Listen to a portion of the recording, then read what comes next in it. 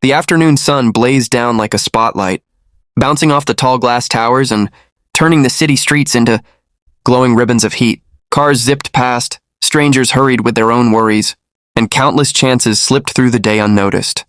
Except for the single moment that would quietly rewrite Alistair Munro's entire future. He was walking toward the most crucial interview he had ever managed to get, wearing the one crisp shirt he saved for important days and gripping a resume he had polished over and over again. His chest thudded with nerves, ambition, and the silent hope of changing his life. But the moment he stepped onto Weston Avenue, something caught his eye and tore right through all that determination. A young woman drifted into the crosswalk, her steps unsteady, before collapsing as though her strength had vanished in one breath. Her blonde hair spilled forward, her red dress glowing in the harsh sunlight while she gasped for air. People moved around her without a glance, too wrapped in their own worlds to see her fall. Alistair stopped instantly, his choice made before he even realized he had chosen. Before we move forward, tell us in the comments, where are you watching from and what time is it right now? And don't forget to like and subscribe to Blacken, wronged for more heart-touching stories. Let's get started. Alistair Munro hurried over to her side. At that instant, she was just a frightened young woman fighting to stay awake. He would only later learn her name was Talia. Carefully, he lifted her, steadying her as she wobbled on her feet, noticing the slight tremor in her pale hands. Though the warm breeze brushed past them, beads of sweat still glistened on her forehead.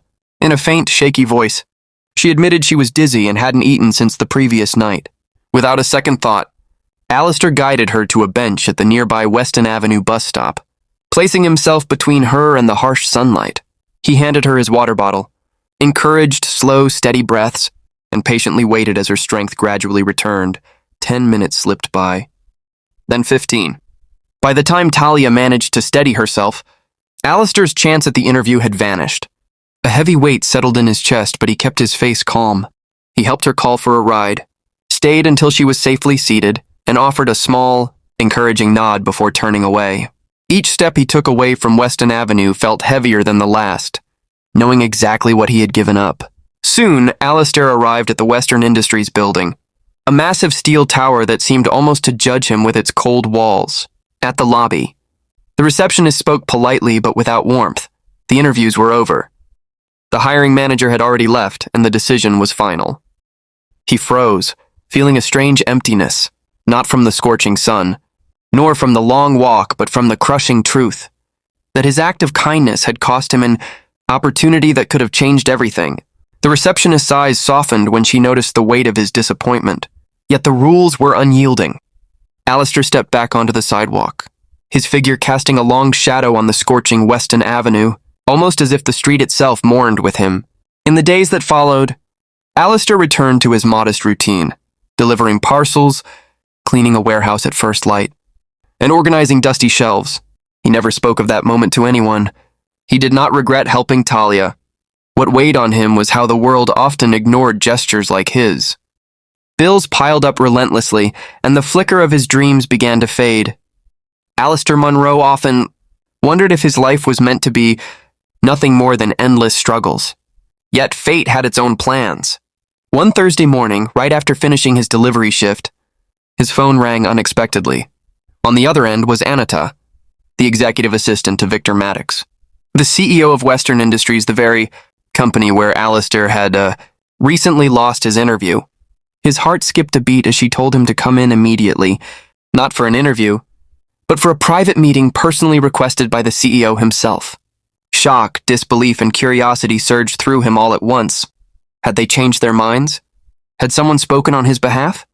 With a mix of nerves and anticipation, Alistair took the bus toward the gleaming headquarters. Victor Maddox's office was enormous, with floor-to-ceiling windows that framed the city below, sunlight spilling over the polished floors in golden streams. Behind a polished mahogany desk sat Victor Maddox, his sharp features softened only by the deep, weary lines around his eyes. He rose as Alistair Munro entered, offering a firm handshake that carried an unexpected warmth. On the sofa nearby sat Talia, the girl in the red dress who had collapsed just moments ago on Weston Avenue. She looked much better now, her blonde hair neatly tied, her posture steady. When she gave Alistair a smile, it wasn't the distant grin of a stranger, but one filled with genuine gratitude. The kind of smile reserved for someone who had truly made a difference. Victor began to explain. Talia wasn't just any girl.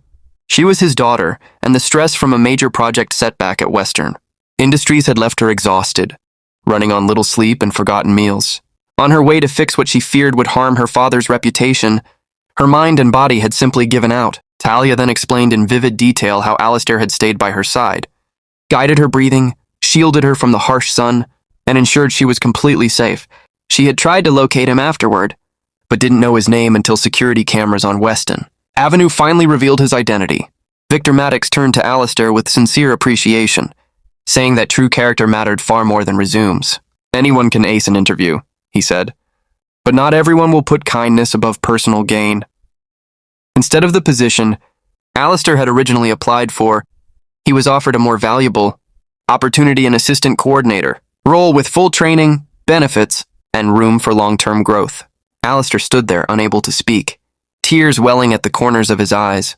As the weight of the moment sank in, he had lost a chance, yes, but in choosing compassion, he had gained something far more meaningful. If this story has touched you even a little, make sure to like, comment, share, and subscribe to Black and Wronged. Your support brings these heartfelt stories to life. Before we wrap up, share in the comments. What would you have done if you were in Alistair Munro's shoes? Your thoughts might touch someone's heart today. And so, Alistair stepped into a new chapter not driven by ambition alone, but by compassion, bravery, and a single choice that truly defined him. Life sometimes shuts a door, not as a punishment, but to guide us toward something greater. And often, the quiet acts of kindness we offer become the very reason our path takes an unexpected, beautiful turn.